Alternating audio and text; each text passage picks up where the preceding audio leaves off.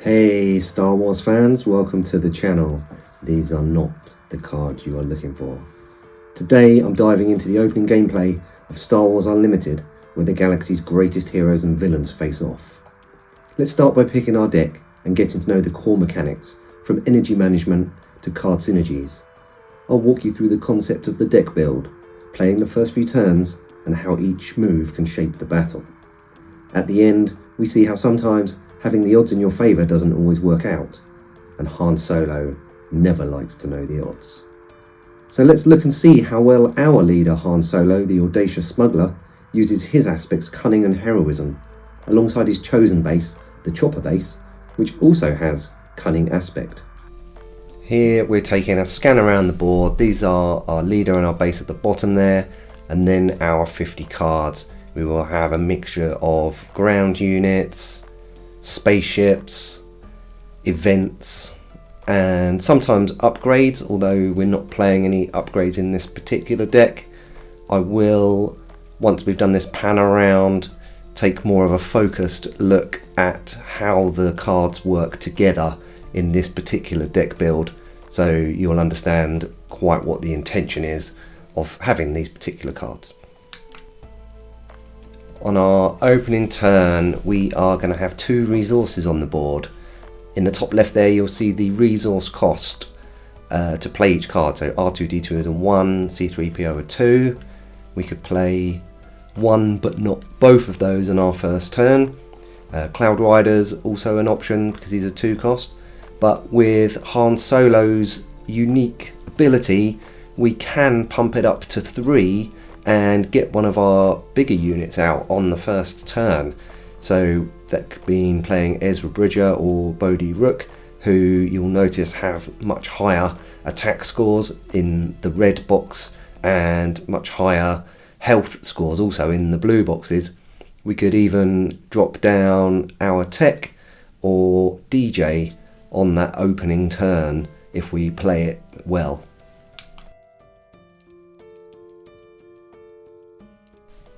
In the ship arena, we have far fewer options. This is our choice.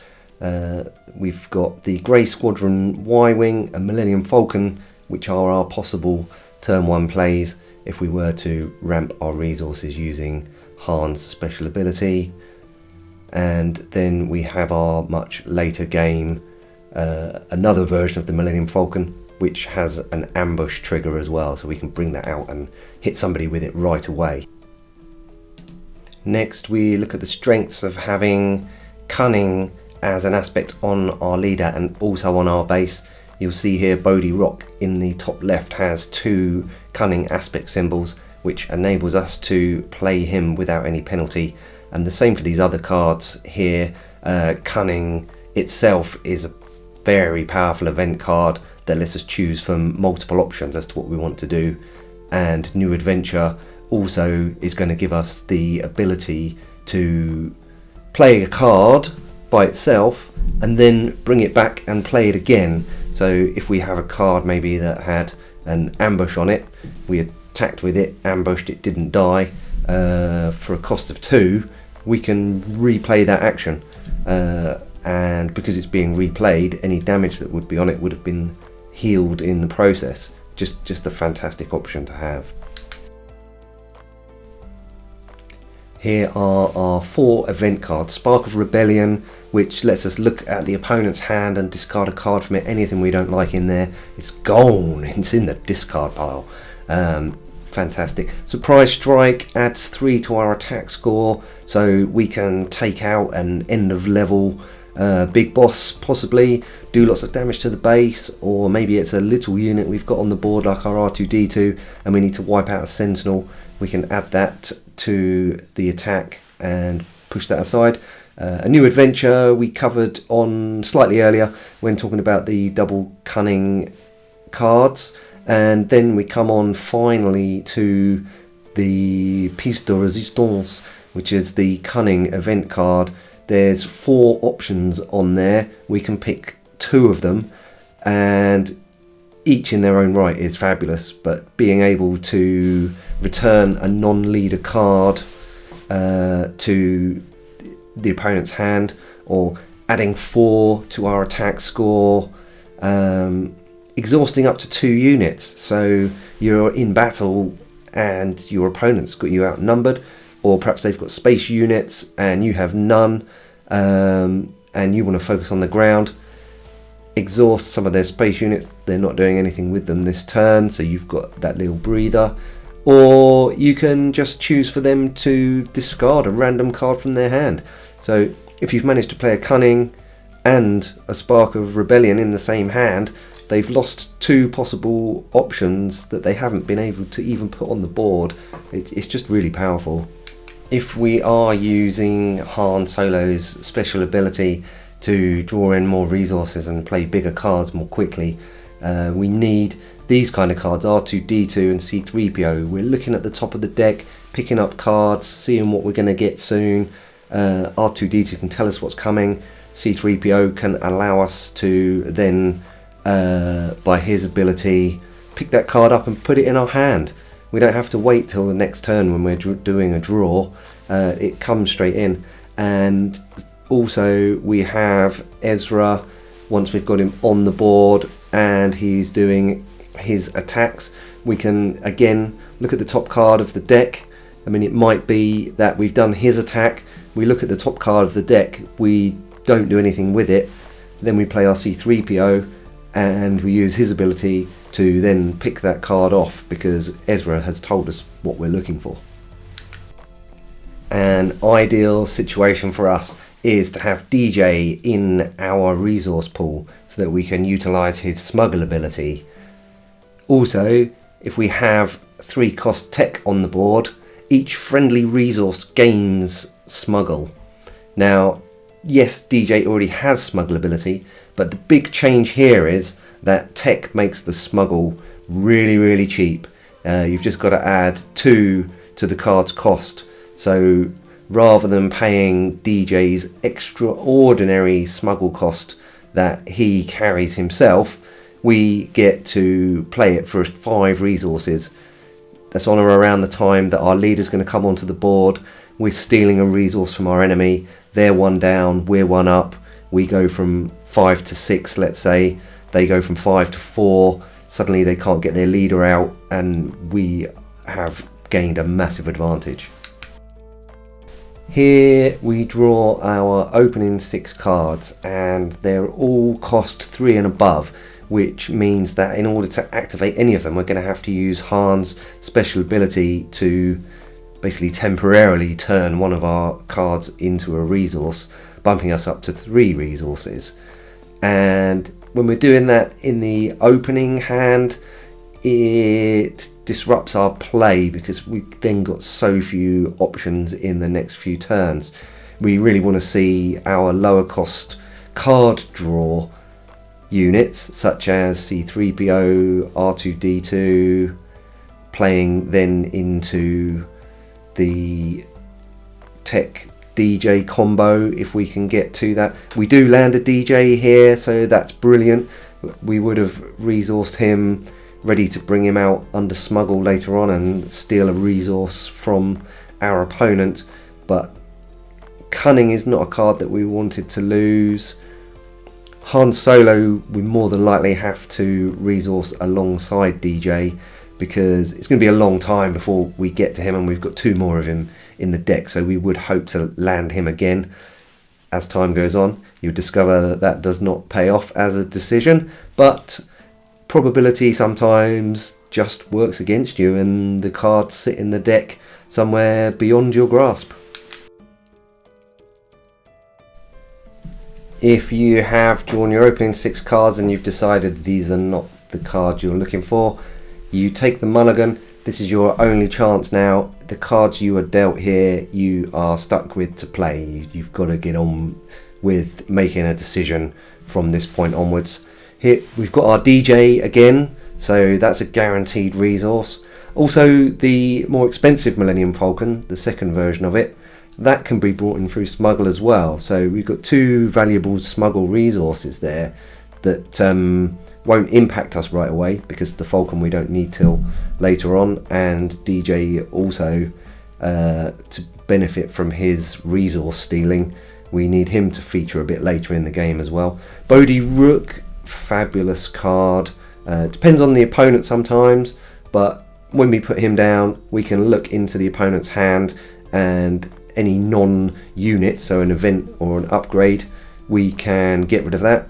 Tech is in our hand. We need tech in order to pay for DJ, as we explained a little bit early on. And then also we've got a surprise strike.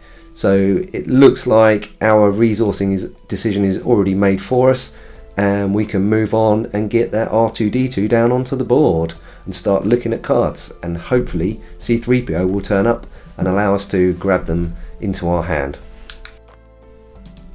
For our turn 1 play, I decided that I didn't want to sacrifice tech, Bodhi Rock or surprise strike at this early stage, so it left me with the decision to pay 1 resource for R2-D2, get him out and start taking a cheeky look at the top of the deck. With his ability, if I don't like what's there, I can put it to the bottom, so it gives us a little bit of advantage. It's the end of round 1 and our opponent played Dr. Pershing to the board. We have drawn our 2 cards and making a decision on resourcing. You can see there in the bottom right we have pulled a Cloud Rider 2-cost ambushing ground unit and a 4-cost ship which also has an ambushing ability. Bodhi Rock is the card that I'm favouring trying to play this turn. Get a look at their hand, get rid of an event.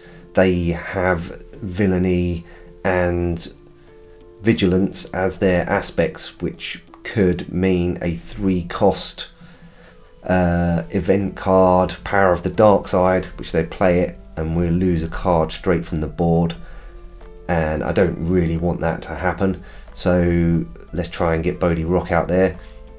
We're keeping surprise strike, we're keeping tech so that we can bring in DJ, and I'm favouring keeping the Cloud Rider, the cheaper 2-cost unit, because then if something happens here we can use Han's ability to ramp to 4 resources, which will enable us to play the Cloud Rider and the surprise strike, both with 2 costs. So just keeping my options open on the board at the moment, wait to see what they do and then react accordingly. The opponent here chooses to utilise Dr. Pershing's ability to draw in a card, and the only place he can put the damage that he has to throw out is onto himself. So he brings his health pool down from 5 to 4. I'm thinking here now they've got more opportunities in hand. If I leave Pershing around, he's going to keep drawing in cards, and their range of actions that they can do is going to get stronger and stronger. So I've brought out the surprise strike, boosting R2-D2's attack score from 1 to 4. Dr. Pershing had a health pool of 5 originally, did 1 to himself, so he only had 4. My 4 damage removes his health pool. Once he's at 0, he's removed from the board, and because his attack score is 0, he does no damage to my R2-D2. Here they could still have that Power of the Dark Side, but would they waste it in inverted commas on a little R2-D2 unit? Possibly not. Now they know that I'm low on resources, but they'll also be unaware that I'm carrying the Cloud Rider, the 2-cost ambushing ground unit. So if they were to play another ground unit to the board, I could invoke Han's ability, boost my resources temporarily up to the 4 and play that Cloud Rider in. At the end of the last turn, our opponent managed to get a Sentinel unit onto the board. It has an attack score of 2 and health of 4, so it's going to be pretty hard to remove. We have pulled in our 2 cards and we've got to make our resourcing decision. We're still holding on to that Bodhi Rook. I want to get him in and get rid of a event or possible upgrade if I can, but the time hasn't felt quite right yet. Tech is still in hand. We're on the cusp of releasing him to the board. We just need a few more units out there to distract our opponent so they don't just immediately jump onto him and kill him and remove our ability to bring in DJ from resource and steal their resource. We have 2 ambushing ground units, the Cloud Rider that we held onto and protected, because we now have a bigger ambushing ground unit, the Syndicate Lackeys, cost of 5. We're going to have to sacrifice something to get there, but he does have an attack score of 5, and that Sentinel on the other side of the board has a health pool of 4, so the Syndicate Lackeys will be able to attack him, take him out of the way, and only take 2 damage in return. So we will then have 2 units on the board, and they will have none if all goes well. So let's see how that played out. By the end of the turn, our opponent had managed to land a unit in space.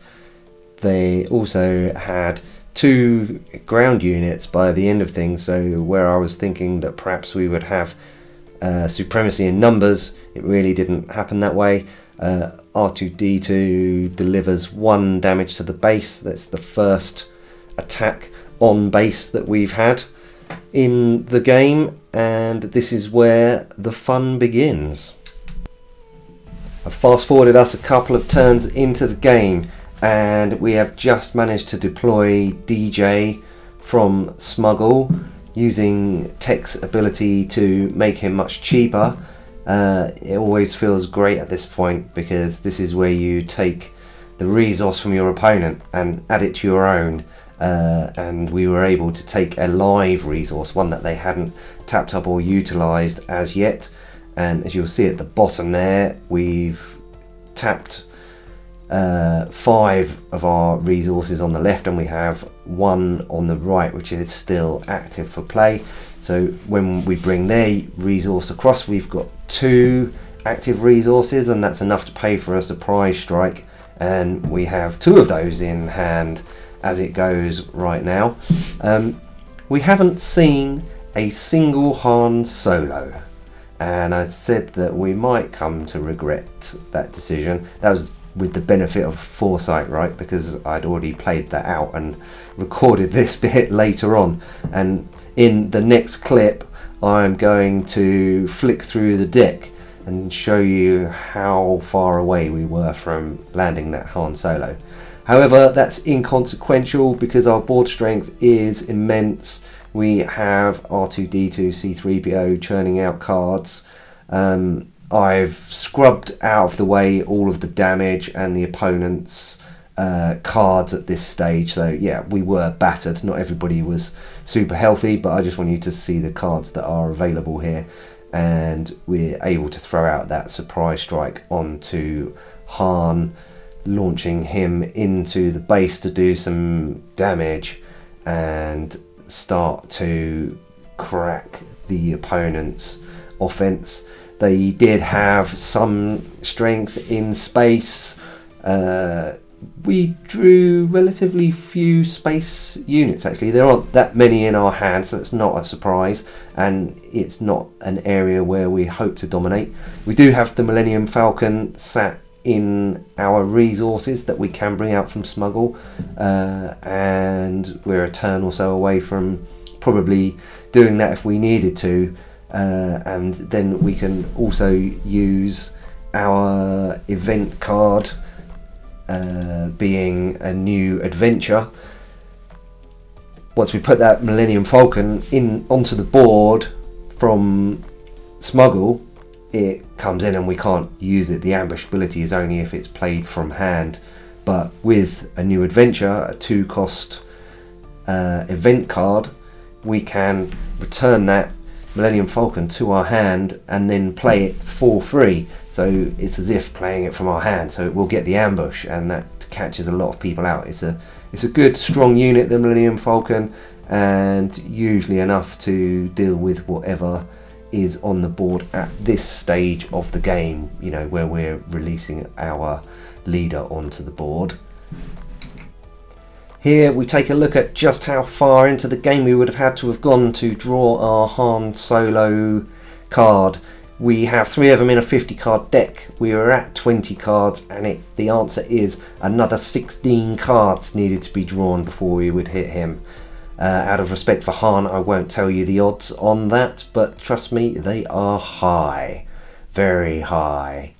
Thanks for watching Star Wars Unlimited, fans. If you enjoyed this breakdown and want more tips to level up your game, be sure to hit that like button and subscribe for all the latest strategies. May the Force be with you. These are not the cards you're looking for.